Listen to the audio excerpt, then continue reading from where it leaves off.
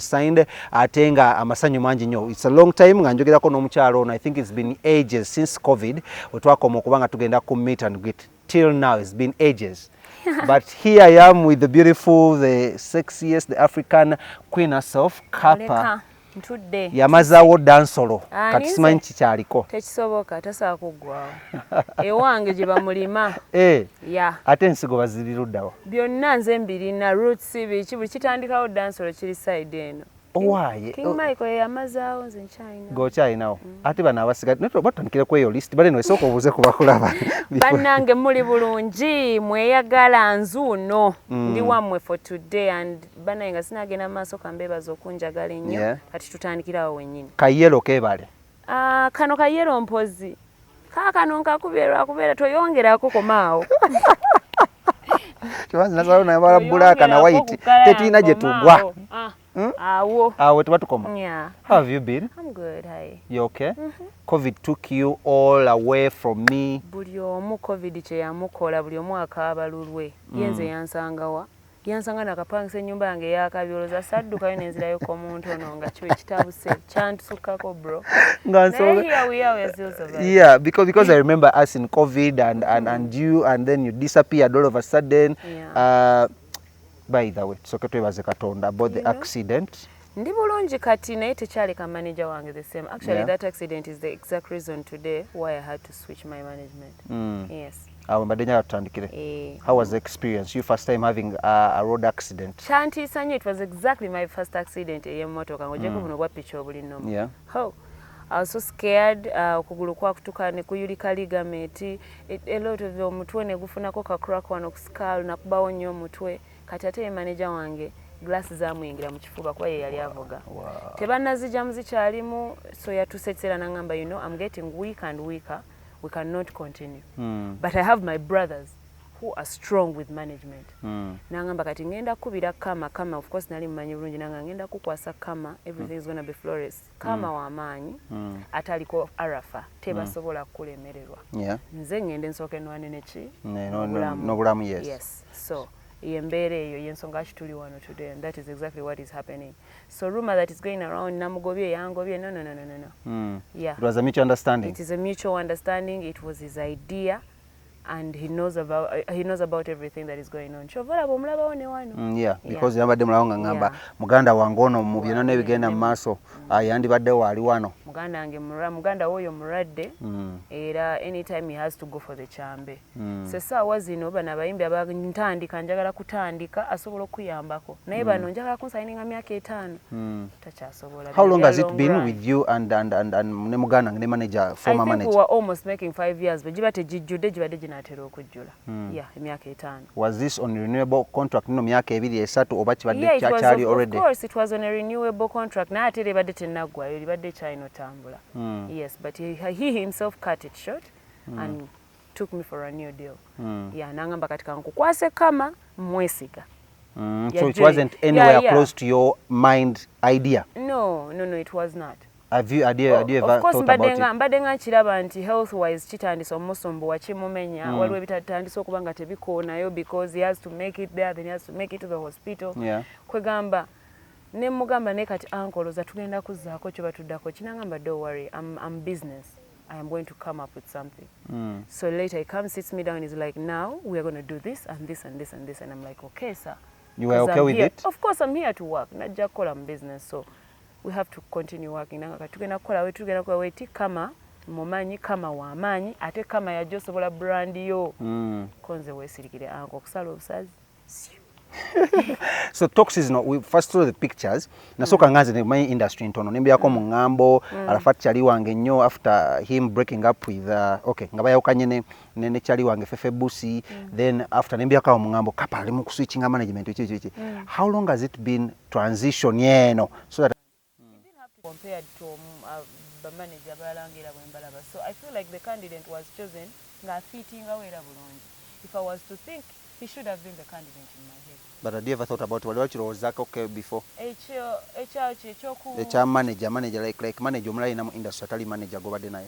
okirowoozaako tekisobola gaana. A lot of things can cross your mind. You're like, no, what if this goes wrong, or this does this, or this does this.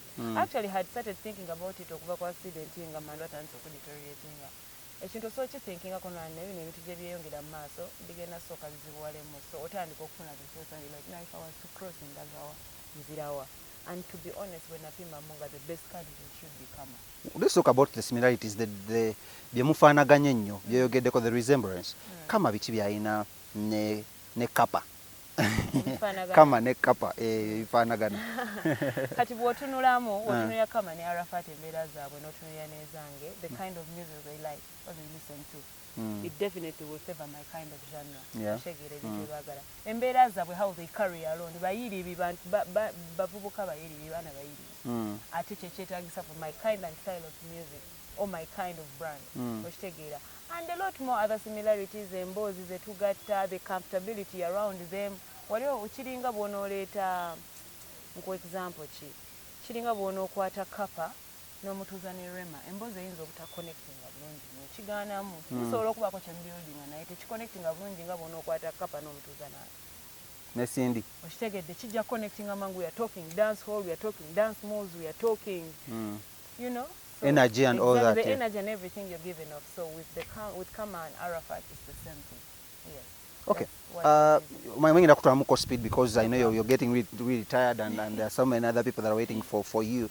Talking about it's been really a long journey so let's go through your contract a little bit with the former management and the new management. Are there changes oba mwasaza obukwate mugamba the other one to choose amanya nti kama IV management Arafat tutekeyo butesi signatures? Of course, buli business ine enkola yayo era buli muntu akola business nga ine enkola yayo. So contracts of course zikyukamu. I will not give the details of the contract because I love to do things and discuss with any team zenkola nayo. Nembagamba is it valid okwogera details eziri mu contract. The fact that tetwakyogeddeko sigenda kidisclosing, but of course the contracts are different and I want to assure you that what is in my new contract is exactly what I can work with. Me, I'm good, I'm comfortable with it. Era sagala kulima nti njirabamu obuzibu. Contract gye bampadde nsobola okukola naye era ngenda kukola. Ante oyimbe mmanyi okwekyusa 1 year for 6 months down the road nga tukulaba ate ogenze mu court and all that. Ndu ankuumidde lino ebbanga, it should show you my trust, it should show you how I work, it should show you my loyalty. I didn't even leave my past management because of anything. It was a health issue. Are they still on team, on board?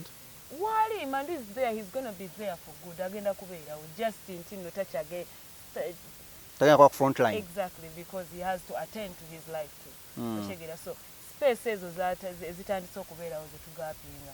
Oshegera tagenda kubeera available. Bwana abavudde olonga bamaze okujjamu the glasses or the church bed he's going to be bedridden for a whole long time. Yeah. Church bakitambula n'omuyimbi awo. Kutegeera. So wano Kama ne Iva ne Arafat we bayimbiridde. Yes. Kale nga tuvuddeko ku management katono nnyo tujja ku come back obviously, but let's look at the industry at large. Obadde n'entalo nyingi nnyo. Mbadde n'entalo nyingi nnyo according to what we see on social media. So now we want to hear it from the horse's mouth. And how is your relationship with other artists? Nga sinatandika to be being specific. The relationship is as it has been always. It has been a high jolly jendi kajambo nkulengedde and proceed. And it is still like that. So that is the relationship. Do you have a chali goga munono in case madam studio mukubirako ne nawiza mu kayima nawiza mu tune na? That's the work of my management. Ekyo kikolebwa ba manage. Bebaleeta tiimu erina owuliriza project webeetaaga okuwuliriza ate wakimba nkubira muyimbi munnange. Oyinza okuba olinayo chaliyo mu bayimbi. Bachali babaamu kati muyimbi munnange mukubira collabo nga it's a collaboration awo bimukwatirako naye kati biri ebisigadde ate biba bimukwatirako. My management is supposed to deal with that part to bring the professionals who are supposed to listen to the tune before it is released. It's not the work of a fellow artist. Bisi bye tunyemu ng'ogenda okukola collabo n'omuyimbi munno omulala. Alina okubanga alina wagenda okunteeka mu collabo eyo. Si byakukola tunyumirwemu. Okay. This is business, so it has to have a business background. Kirina okubanga kirina wekinzija nekinziza, so si kyakundeka wendi oba kunziza wenvudde. How many collabos do you have on your name so far? Why for all this time you've been in the industry? Well, it's I am so comfortable working alone. Okay. Working with two people, olina by'oyagala nina byenjagala tutandika okatagana iki kati nakatandika oyiga embeera y'okutandika okukkiriziganya n'abantu. So why I have two collaborations. For starters, I wanted to make my brand nga Kapa. Ngeyimiridde ku lwayo nga seri muyimbi agamba naleeta Kapa. Okay. Kapa is Kapa yezimbe yerese nga bwali. It's a brand on its own. Yeah. So bwe bwakoze n'omuntu yenna, actually me adding to them as they add to me. Oh. Yeah, so that's why banga number denkola nzika. So relatively it's been you choosing your collaboration, not your management. Yes. No, me and my collab, it's a team thing. Mutulanga team, no choosing and choosing tukole nono, like that. Nayenga, my collaborations are just to spice my music.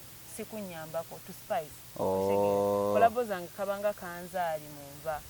Nenga yenga gwe nyama. Nze buli kimu. Gwe butto. Nali sagala kubeera bana abayimbi, amaze kukola na muyimbi okujja. Tondabikira kuba muyimbi mutiitiizi naye nga ate ondabanga gwe omutiitiizi.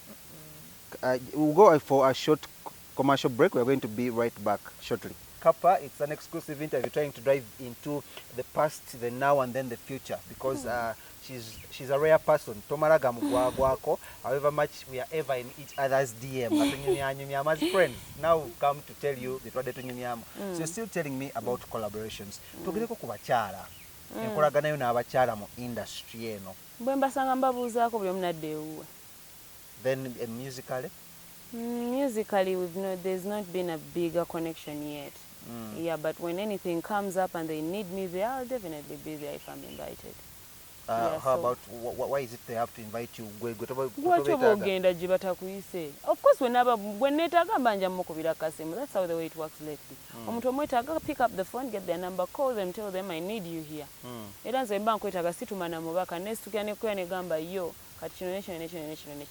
yeah. So if I need any, I'll call. If any needs me, they should call me. But for now, hi. What drives you? Like what do you mean? Your inspiration. Where do you get your I inspiration? love what I'm doing, so the love for it just gives me all the inspiration. The other thing, of course, njagala okubeera obulungi, I want to live. Njagala mbeere nga nsobola obulamu bwange. So nkeera n'enkola kuba guno era mulimu, machaz gunyuma mulimu. So the other things that inspire me are bills. Yes, when they come, I have to work. Amazzi, ennyumba. Yes, byonna nga wabimanyi. Abasabiriza ababeega.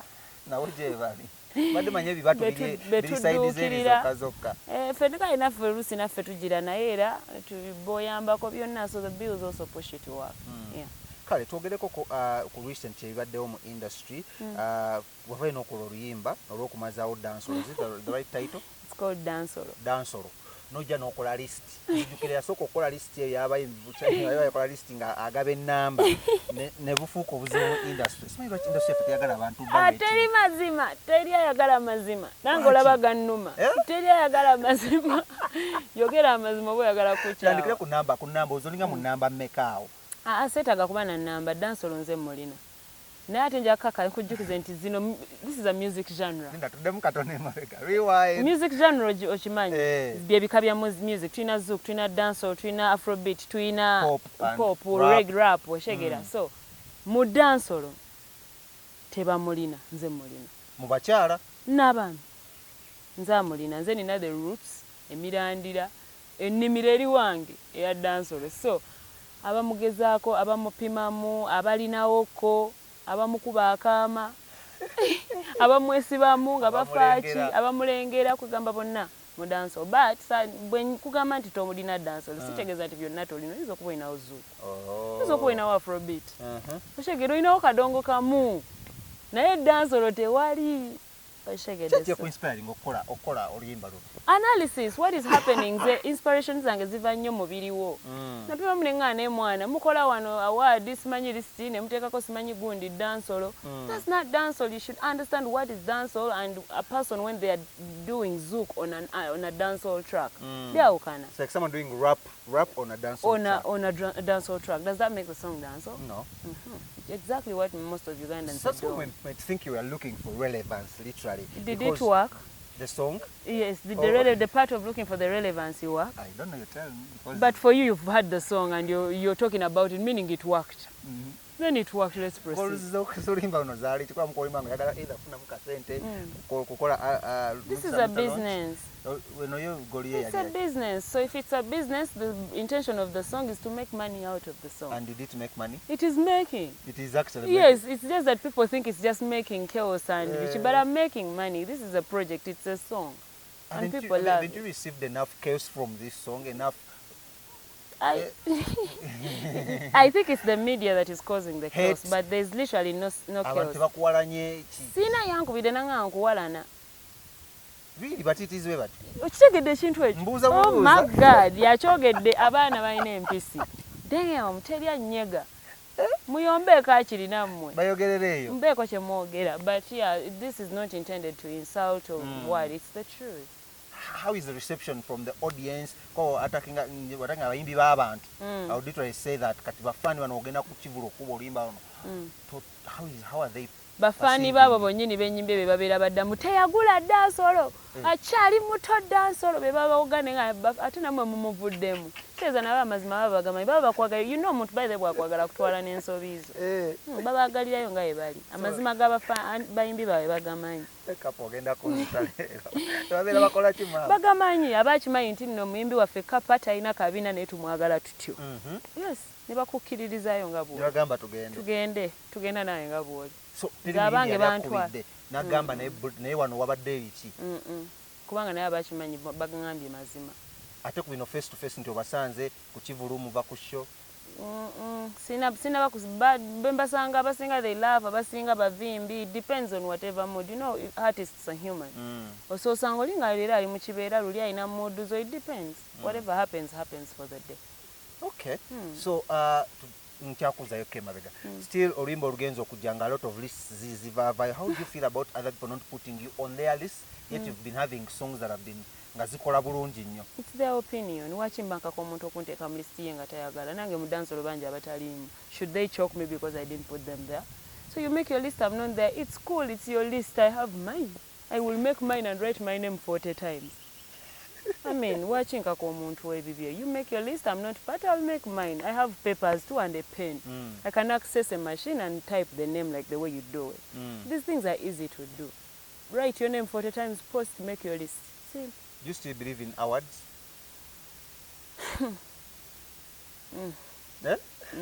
Akatengo kakute. I don't know what to say really. I don't know whether I should believe in them or not, but it's okay to chirekao. I think I should put more of my research there so that I can make a good comment. I don't want to malaga. Njagala nkole comment into. So I'm going to go back and relook and be like, do you guys really deserve me thinking that you guys are worth it? Yeah, no, my name can be anywhere they want to put it, because if your name is out there, it can go anywhere. Yeah. You should expect anything with your name. As long as you're a public figure, you can call for anything. It can come to you, so they can keep the name in or out, that's their choice. But the validity of their words, I'm yet to research. Yeah. Acknowledgement.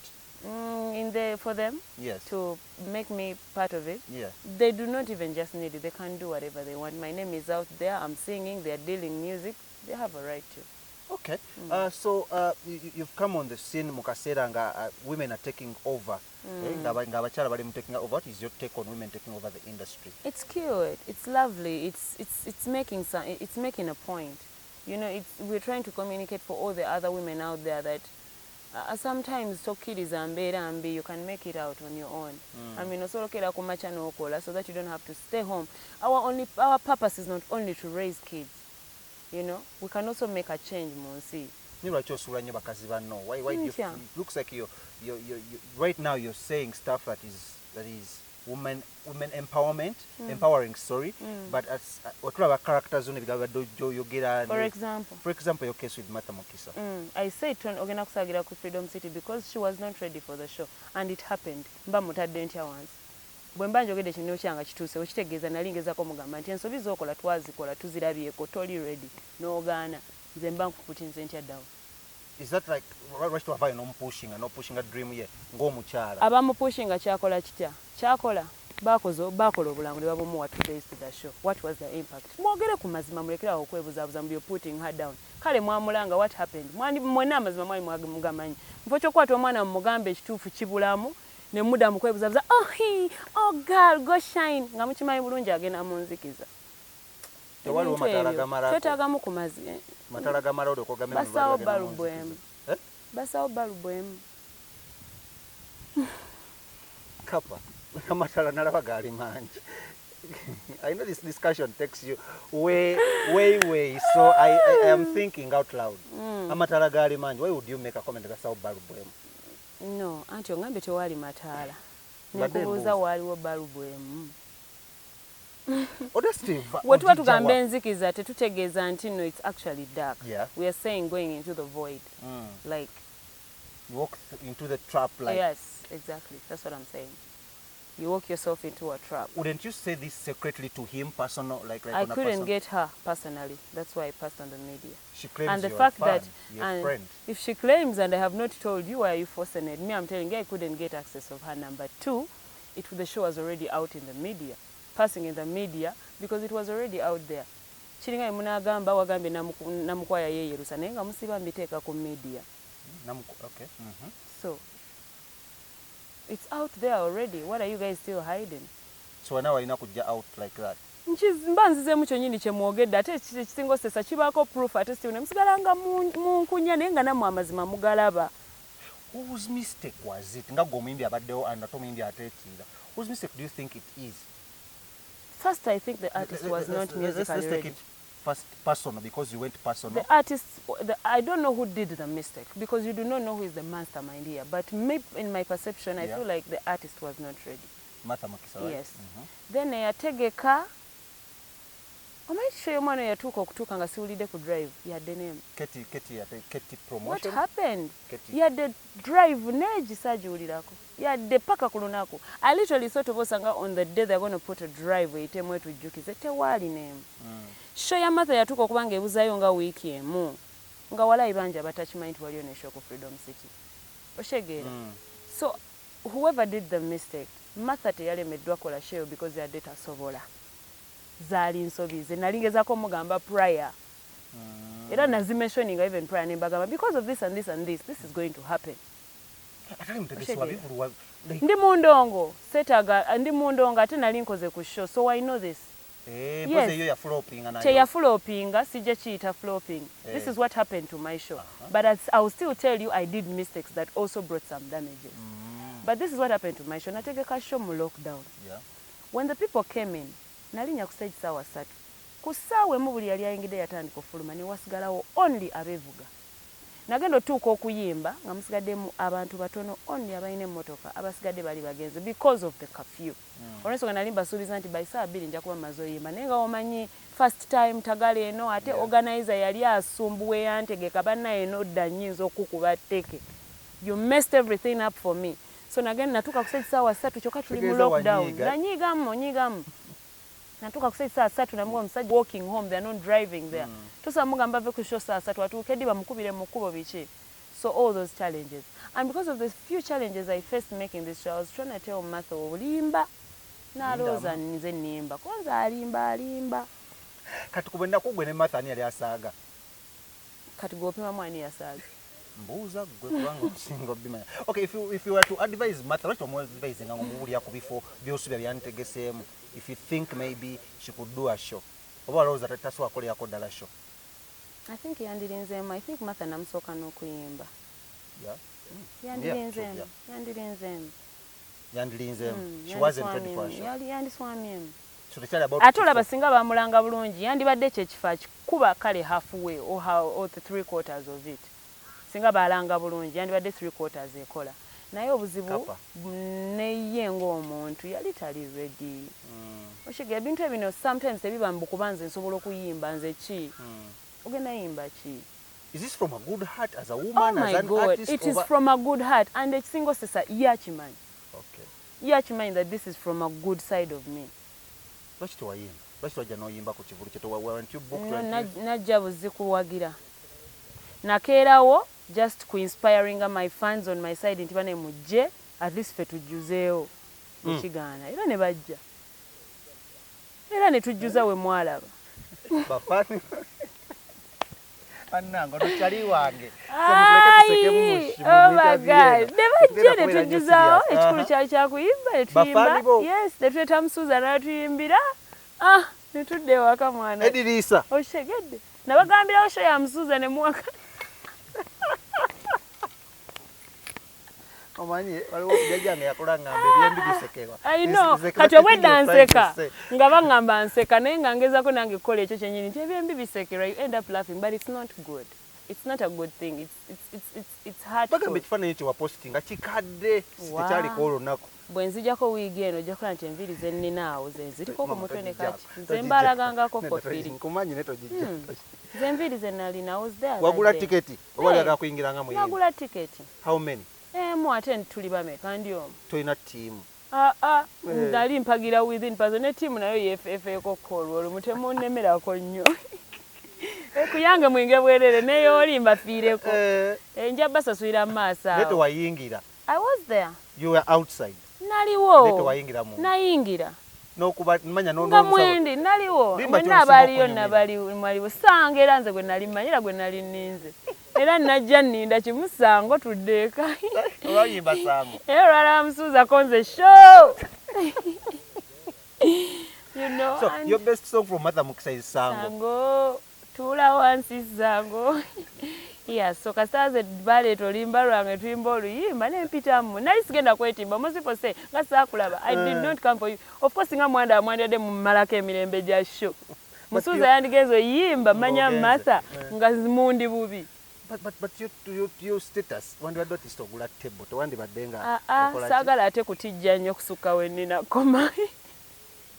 Wachi gwennemera konze nali njagala ordinary era nali munganda naye nja ntuule wensobola okulabira obulungi buli kimunga ne information njiwulira nali mugwe man nali mu Oyogedde nali yo nga ndaba jagambye ne maskiyo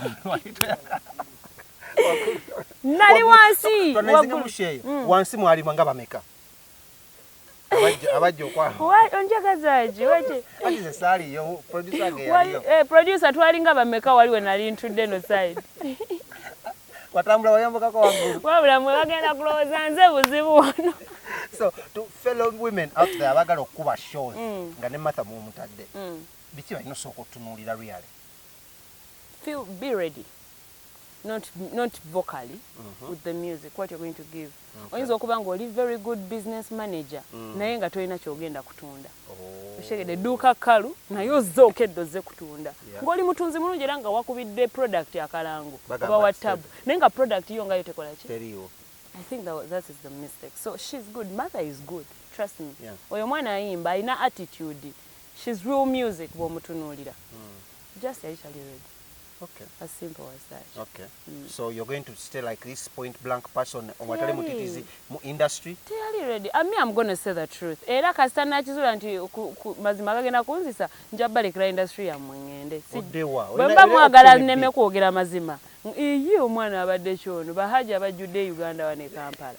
Ndekanje. Oneyosobola obufumba. Naise mudda kasita okufumba manyi okwoza tujja kuteesa ne haji. Bagambye bisambite mu bimyula and I don't like that person. Nja kutu by the way nako wecha bulaka ne mulanga switch nze temubuuza omayina ekizigo nakyo si kyangu sente emirimu egiba sinza ayina buno kati buno we bunagwerako bro mirimu myerere bangamba mukuuta ngenda kusiba lumu nkuute bode mpitewo nga nze n'omusana tolaba difference ng'ogijja wani kuba kwa Muganda wange oyo gundi. Paulan today ko management maize ko manager agamba time wegeze. Anyways you sent to the managers babiri abadde n'entalo atenga ba failings on almost I think kuba artists bonna and I think we should mention names. They have also made it with some artists and that is where my focus is. Abantu abasinga wede bambuza bafocusinga kuba artists ababere aba failings with maybe them. Number nene nnyo kuba failings okusinga abali successful. I'll focus on the small number of those that made it because the management je nasookera wali abali bavuddeyo nnyingireyo. So singa na focusinga ku gundi nga avuddeyo gundi nandi badde wendi. Kati ekigenda okunyongera okuntwala mu maaso. I think sometimes lekerawo planning obulamu bwaffe ku bw'abalala. Buli obulamu bw'oli eyagenze ne buli bw'oli buno bwange. But Bagam experience is the best teacher until looking at them and be like... It's their experience, it's not mine. It's the teacher, it's his teaching them, not me. Me, I'm going to experience, let me learn my own lessons. So you're ready? Yeah, I'm ready. Having two big managers on your brand, obarakaki okoyo kyakutuukako mu lockdown. Njagala genda eri waggulu gye ntunula. I want to be there. Where? Waggulu ddala. Everybody's aiming for the stars. You have the For top those 3 bachaganya ovaawo bagambye temwina gye mubatwala. Kapajja. Tubyogera nga abasaaga munange. Kapejja. Bebe Cool, Bob Wine, Chameleon. Kapejja. Is this a warning? It's not a warning. This is music. Competition is healthy. So they should stand. Competition is healthy in business. So they should stand warned. I'm coming. It's not a warning. It's a healthy competition. Kapejja. Change your head.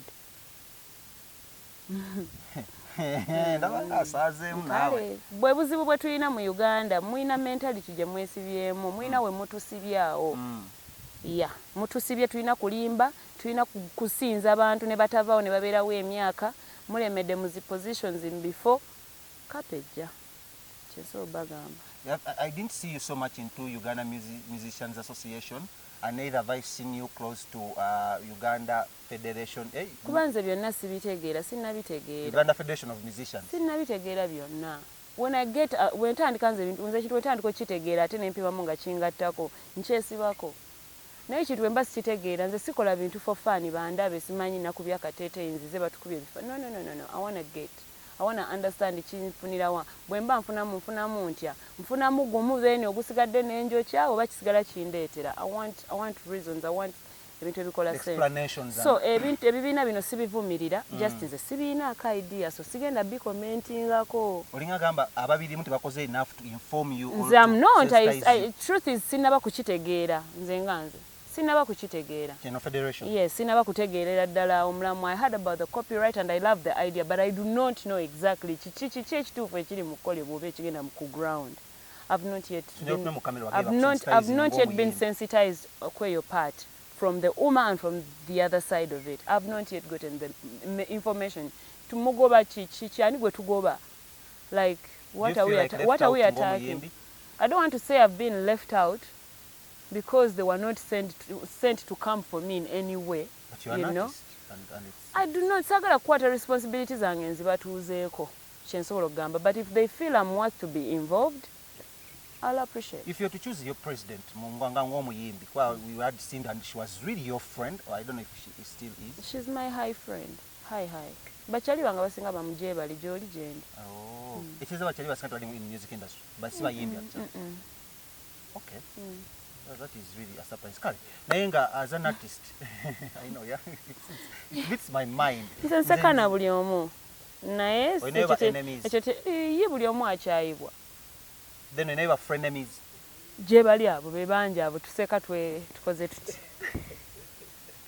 Mbuli kale tugenda banange ono yetu jamu funa maase toyongera okonyenya naye yo tugenda kudduka speed. So if you were to choose a president akukuliranga artist wandibadde choosing ngani? I think Kenzo is a good candidate and I think he's already a president for something. I just do not yet understand what they are up to. But he's a good candidate because ye muyimbi yeke yakasoko tu. Atulaga ekubo okitegeera alaze nti nno kisobola ofuluma kisobola ogenda big so he's a good candidate. Nimba tagaba connections. Kati anti we byonna byenjagala okumanya federation bagaba connection tebagaba kiggwa kitya byo byonna sinabimanya but he's a good candidate for the position. Okay. Yeah, I just do not know. Kenzo, who else would fit for you? Ani omulala akikubyekubyeko njagala nnyo abo abantu ng'agezaako seringa ekintu kyaffe kigaziwe. Yeah, abo abantu bali mu position we batyo. Okay. So far ndabawo yani omulala. Ani mumpe kwa idea omanyi mune musawa zinjagala abantu babula. Babula but he's in a good position Kenzo. Next time I'm going to host you nga togera ku committee ya federation n'abayimbi n'abagiriko so that you can tell me because I know you're a learned person, you do research as you said. Njatunya n'omuntu Shiba sokwera advice. Asobola. Juliana. They can be. Ome wachi kugamba buli muntu asobola. Kile kintu ekiri kwani asomye n'atasomye kiri kwani asobola. Okondetera wa degree obusobozi buli kwani akulaze nti asobola kubanga ekituufu kiri nti bongamba nti onjagala. Oli yena akola ebindaga nti njagala. Njagenda n'oli akikoze si gwa ayogedde. Ozgwo kingambye naye tuna kyokoze oli ayogedde. So ebintu ebisinga bino it's about ani akoze ki. The action. Yeah. You know, so these people machaz mugamba tebasoma simanyi ba drop out na olide John Black agamba drop out tamfuga. Ne ngamba John Black boba kale oli wa where are you? Oshegeera laba drop out jali. He's in a very right position okufuga ne degrees omukaaga ne boboziri. Now that is if you have them. Because akoze ekiremye go wa degree. Olemeddwa standing a test of time akyakuvuga kati oyogera ki. Oba kitegeera. So I feel like he's in a good position. Okay, zambu bubadi nga tumaliriza. What exactly do you mean? Obubadi is omanyama lwaluzungu nnyo. Obubadi is stunts. Stunts. What do you mean by do I believe in them? Like do you actually believe in them that sijjukira ekisere singa mbanja okukola stunt nekanga nga nsate nsabudde bya ddala ninga ate that was supposed to be a stunt ate nkubye omuntu agenda kunyagamba nange mukusoka was like you know stunt I know as I was telling her the truth. I just woke up one day and I'm like negwe sure mother uzayo ukisat tewali dance lao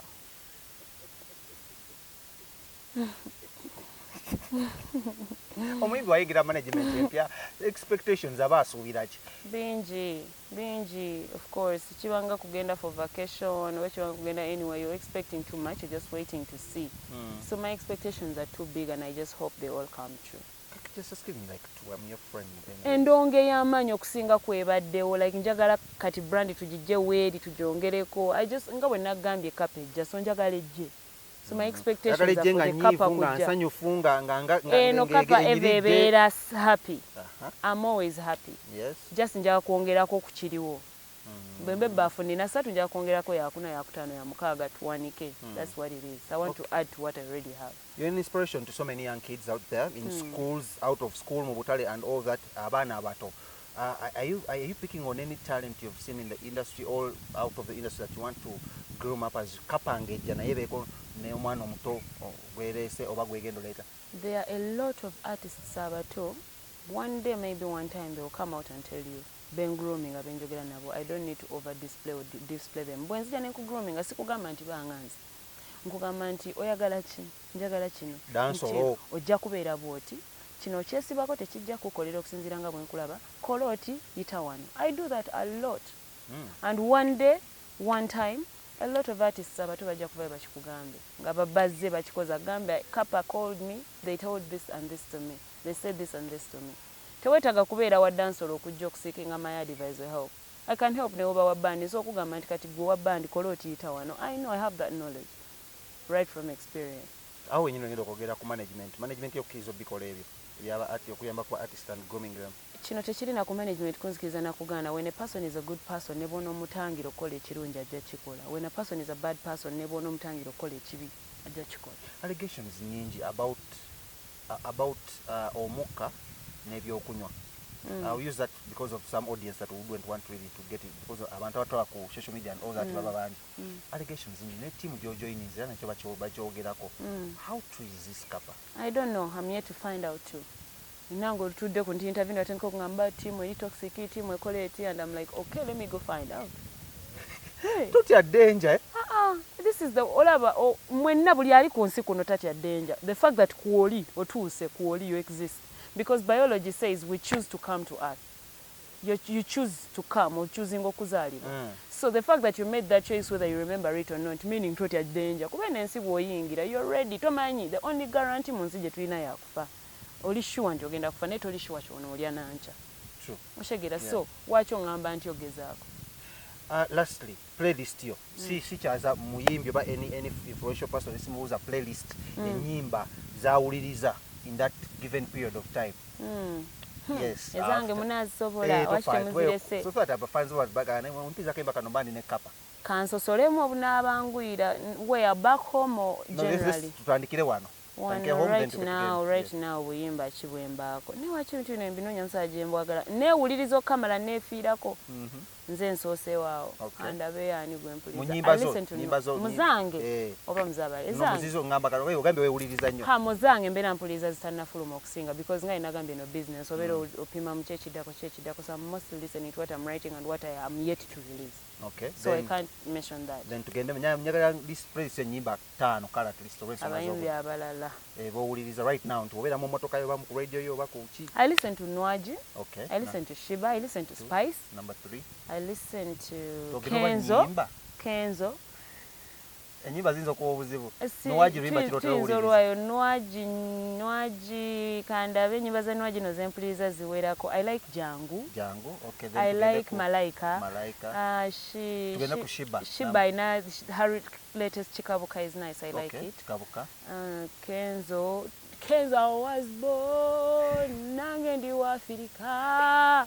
I listen to Born in Africa and Spice Diana. Yeah, Diana, I love City Regular, of course. It's a very beautiful song. Then lastly, go uliriza. Ani asembye yao. So kabo wateka kulistia dance ola baina dance ola sinaba ulira ka. Ani. Bafana. Bafana. Yavude wala siye ye. Manager tu yurimbo mwimbi bauliriza. Number 5. Number 5 atulemi banani. Wane waka. I think number 10 should be Karo Nantongo. Oh, okay. Yeah, Nantongo. I love her new song, and I loved the song more when she released the video. Biche cause of video biche I liked. Okay, then let's go outside to malize nyimba 5 from outside. Bweru. Olaba abewaffe bannemye Kandabe. Ebweru mpuliriza nnyo aba Jamaica, so that's why nagambe playlist yange tejabera favorable for your audience. Yeah, because you know their language. Yeah. But mbera mpuliriza nnyo aba Jamaica, aba Nigeria.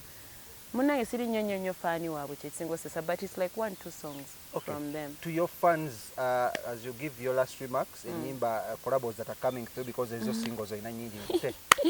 Bana collabo zijja kujja tujaziranga nga zituuse. Asi kutya naye sina choices, so sagala nsubize batajja kujja. When the collab sinakola the choices of my next collaborations. Nchali mu sagawa. Bugenda kujja bu collaborations busagana. Collabo zijja. Nga lwaki tetweyimbira. Nga watu baga kujja ku supporting okwate watu bakola collabo. Kakati ate weewalanga nnyo okuba nti abantu bajja kulaba lw'abayimbi balala bajja. Making nnyo sure nti bajja kulaba ggwe.